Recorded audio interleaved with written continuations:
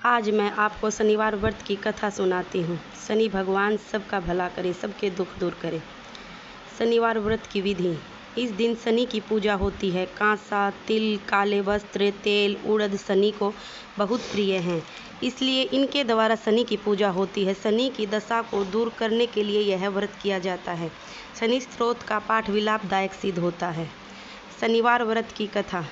एक समय सूर्य, चंद्रमा, मंगल, बुध, बृहस्पति, शुक्र, शनि, राहु और केतु इन ग्रहों में आपस में झगड़ा हो गया कि हम सब में सबसे बड़ा कौन है। सब अपने आप को बड़ा कहते थे। जब आपस में कोई निश्चय न हो सका तो सब के सब आपस में झगड़ते हुए इंद्र के पास गए और कहने लगे कि आप देवताओं के राजा हो, इसलिए आप हमारा न्याय करके बतलाओ कि हम नवों ग्रहों में सबसे बड़ा कौन है। राजा इंद्र इनका प्रश्न सुनकर घबरा गए और कहने लगे कि मुझ में यह सामर्थ्य नहीं जो कि किसी को बड़ा या छोटा बतलाऊं। मैं अपने मुख से कुछ नहीं कह सकता हूँ। हाँ, एक उपाय हो सकता है। इस समय पृथ्वी पर राजा विक्रमादित्य दूसरों के दुखों का निवारण करने वाला है, इसलिए तुम सब मिलकर उन्हीं के पास जाओ, वही तुम्हारे दुखों का निवारण करेंगे। ऐसा वचन सुनकर सभी ग्रह देवता चलकर भूलोक में राजा विक्रमादित्य की सभा में जाकर उपस्थित हुए और अपना प्रश्न राजा के सामने रखा। राजा उनकी बात सुनकर चिंता में पड़ गए कि मैं अपने मुख से किसको बड़ा और किसको छोटा बतलाऊं। जिसको छोटा बतलाऊंगा वही क्रोध करेगा, परंतु झगड़ा निपटाने के लिए एक उपाय सोचा कि सोना, चांदी, कांसा, पीतल, सीसा, रांगा, जस्ता, अभ्रक और लोहा, 9 धातुओं के 9 आसन बनवाए। सब आसनों को क्रम से जैसे सोना सबसे पहले और लोहा सबसे पीछे बिछाए गए। इसके पश्चात राजा ने सब ग्रहों से कहा कि आप सब अपने अपने आसनों पर बैठिए। जिसका आसन पीछे है वह सबसे छोटा जानिए, क्योंकि लोहा सबसे पीछे था और वह शनिदेव का आसन था। इसलिए शनिदेव ने समझ लिया कि राजा ने मुझको सबसे छोटा बना दिया है। इस पर शनि को बड़ा क्रोध आया और कहा कि राजा, तू मेरे पराक्रम को नहीं जानता। सूर्य एक राशि पर 1 महीना, चंद्रमा 2.25 महीना, मंगल 1.5 महीना, बृहस्पति 13 महीना, बुध और शुक्र 1 महीने, परंतु मैं राशि पर 2.5 अथवा 7.5 साल रुका रहता हूँ। बड़े बड़े देवताओं को भी मैंने भीष्म दुख दिया है। राजन सुनो, राम जी को 7.5 आई वनवास हो गया और रावण पर आई तो राम और लक्ष्मण ने सेना लेकर लंका पर चढ़ाई कर दी, रावण कुल का नाश कर दिया। हे राजा, अब तुम सावधान रहना। राजा कहने लगा, जो कुछ भाग्य में होगा देखा जाएगा। उसके बाद अन्य ग्रह तो देव प्रसन्नता के साथ चले गए, परंतु शनिदेव बड़े क्रोध के साथ वहां से सिधारे। कुछ काल व्यतीत होने पर जब राजा को 7.5 की दशा आई और शनिदेव घोड़ों के सौदागर बनकर उनके सुंदर घोड़ों के सहित राजा की राजधानी में आए, तब राजा ने सौदागर के आने की खबर सुनी तो अपने अश्वपाल को अच्छे अच्छे घोड़े खरीदने की आज्ञा दी। अश्वपाल ऐसी नस्ल के घोड़े देखकर और उनका मूल्य सुनकर चकित हो गया और तुरंत ही राजा को खबर दी। राजा उन घोड़ों को देखकर एक अच्छा सा घोड़ा चुनकर सवारी के लिए चढ़ा।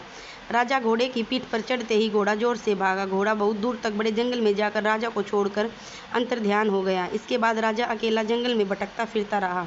बहुत देर के पश्चात राजा ने भूख और प्यास से दुखी होकर भटकते भटकते एक ग्वाले को देखा। ग्वाले ने राजा को प्यास व्याकुल देखकर पानी पिलाया। राजा की उंगली में एक अंगूठी थी, वह उसने निकालकर प्रसन्नता के साथ ग्वाले को दे दी और शहर की ओर चल दिया। राजा शहर पहुंचकर एक सेठ की दुकान पर जाकर बैठ गया और अपने आप को उज्जैन का रहने वाला अथवा नाम विका बतलाया। सेठ ने उसको एक कुलीन मनुष्य समझकर जल आदि पिलाया। भाग्यवश उस दिन सेठ की दुकान पर बहुत बिक्री हुई। तब सेठ उसको भाग्यवान समझकर भोजन कराने के लिए अपने साथ ले गया। भोजन करते समय राजा ने आश्चर्य की बात देखी कि खूंटी पर हार लटक रहा है और वह खूंटी उस हार को निगल रही है। भोजन के पश्चात कमरे में आने पर जब सेठ को कमरे में हार न मिला तो सबने यही निश्चय किया कि सिवाय विका के और कोई इस कमरे में नहीं आया, अतः अवश्य ही उसी ने हार चोरी किया है।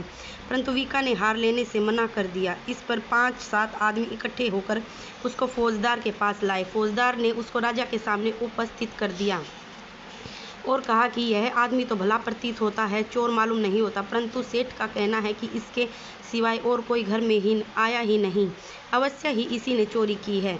तब राजा ने आज्ञा दी कि इसके हाथ पैर काटकर चौरंगिया किया जाए। राजा की आज्ञा का तुरंत पालन किया गया और विका के हाथ पैर काट दिए गए। इस प्रकार कुछ काल व्यतीत होने पर एक तेली उसको अपने घर ले गया और कोल्हू पर उसको बिठा दिया। विका ऊपर अपनी जबान से बैल हाँकता रहा। शनि की दशा समाप्त हो गई और एक रात को वर्षा ऋतु के समय वह मल्हार राग गाने लगा। उसका गाना सुनकर उस शहर के राजा की कन्या उस राग पर मोहित हो गई और दासी को खबर लाने को भेजा कि शहर में कौन गा रहा है। दासी ने शहर में फिरती फिरती क्या देखती है कि तेली के घर में चौरंगिनी राग गा रहा है। दासी ने महल में आकर राजकुमारी को सब वृत्तांत सुना दिया। बस उसी क्षण राजकुमार ने अपने मन में यह प्रण कर लिया, चाहे कुछ हो, मैंने इस चौरंगिया के साथ ही विवाह करना है। प्रातःकाल होते ही जब दासी ने राजकुमारी को जगाना चाहा तो राजकुमारी अनशत व्रत लेकर पड़ी रही। तब दासी ने रानी के पास जाकर राजकुमारी के नए उठने का वृत्तांत कहा। सारी तुरंत ही वहां आकर राजकुमारी को जगाया और उसके दुख का कारण पूछा। राजकुमारी ने कहा कि माताजी, मैंने यह प्रण कर लिया कि तेली के घर में जो चौरंगिया है उसी के साथ विवाह करूंगी। माता ने कहा कि पगली है, क्या कह रही है, तेरा किसी देश के राजा के साथ विवाह किया जाएगा। कन्या कहने लगी कि माताजी, मैं अपना प्रण नहीं तोड़ूंगी। माता ने चिंतित होकर यह बात राजा को बताई। जब महाराज ने भी आकर समझाया कि अभी तेरा देश देशांतर में अपने दूत भेजकर सुयोग्य रूप दान एवं बड़े से बड़े गुणी राजकुमार के साथ तुम्हारा विवाह करूंगा, ऐसी बात तुमको कभी नहीं विचारनी चाहिए। कन्या ने कहा, पिताजी, मैं अपने प्राण त्याग दूंगी, परंतु दूसरे से विवाह नहीं करूंगी। इतना सुनकर राजा ने क्रोध से कहा, यदि तेरे भाग्य में ऐसा ही लिखा है तो जैसी तेरी इच्छा वैसा कर। राजा ने तेली को बुलाकर कहा कि तेरे घर में जो चौरंगिया है उसके साथ मैं अपनी कन्या का विवाह करना चाहता हूँ। तेली ने कहा कि यह कैसे हो सकता है, कहाँ आप और हमारे राजा और कहाँ मैं एक नीच तेली। परंतु राजा ने कहा कि भाग्य लिखे को कोई नहीं टाल सकता, अपने घर जाकर विवाह की तैयारी करो। राजा ने उसी समय तोरण और मंदवार लगाकर अपनी राजकुमारी का विवाह चौरंगिया विक्रमादित्य के साथ कर दिया। रात्रि को जो विक्रमादित्य और राजकुमारी महल में सोए आधी रात के समय शनिदेव ने विक्रमादित्य को सौंपन दिया कि राजा कहो, मुझको छोटा बतलाकर तुमने कितना दुख उठाया। राजा ने क्षमा मांगी। शनिदेव ने प्रसन्न होकर विक्रमादित्य को हाथ पैर दिए। तब राजा ने कहा, महाराज, मेरी प्रार्थना स्वीकार करें कि जैसा दुख आपने मुझे दिया ऐसा किसी को ना दे। शनिदेव ने कहा कि तुम्हारी यह प्रार्थना स्वीकार है। जो मनुष्य मेरी कथा सुनेगा या कहेगा उसको मेरी दशा में कभी किसी प्रकार का दुख नहीं होगा, और जो नित्य ही मेरा ध्यान करेगा या चींटियों का आटा डालेगा उसके सब मनोरथ पूरे होंगे। इतना कहकर शनिदेव अपने धाम चले गए। राजकुमारी की आँख खुली और उसने राजा के हाथ पांव देखे तो वह बहुत आश्चर्य हुआ। उसको देखकर राजा ने अपना समस्त हाल कहा कि मैं उज्जैन का राजा विक्रमादित्य हूँ। यह बात सुनकर राजकुमारी अत्यंत प्रसन्न हुई। प्रातःकाल राजकुमारी ने अपनी सखियों से पूछा तो अपने पति का समस्त वृत्तांत कह सुनाया। तब सबने प्रसन्नता प्रकट की और कहा कि ईश्वर ने आपकी मनोकामना पूर्ण कर दी।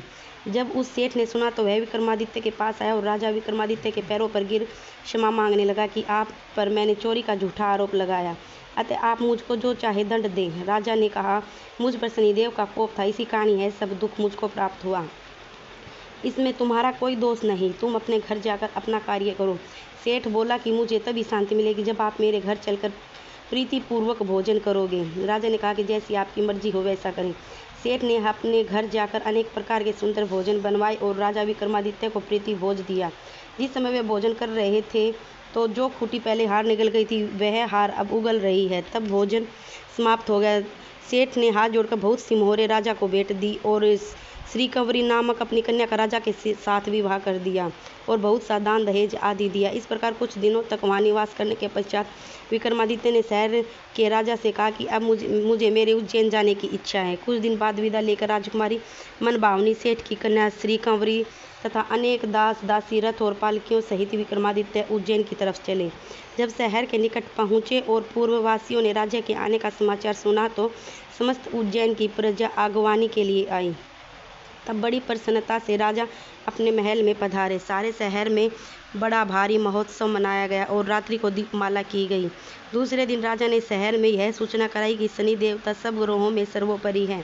मैंने इनको छोटा बतलाया, इसी से मुझको यह दुख प्राप्त हुआ। इस कारण सारे शहर में सदा शनिदेव की पूजा और कथा होने लगी। राजा और प्रजा अनेक प्रकार के सुख भोगती रही, जो कृपा से उसके सब दुख दूर हो जाते। राजा शनिवार की कथा को व्रत के दिन अवश्य पढ़नी चाहिए। ओम शांति।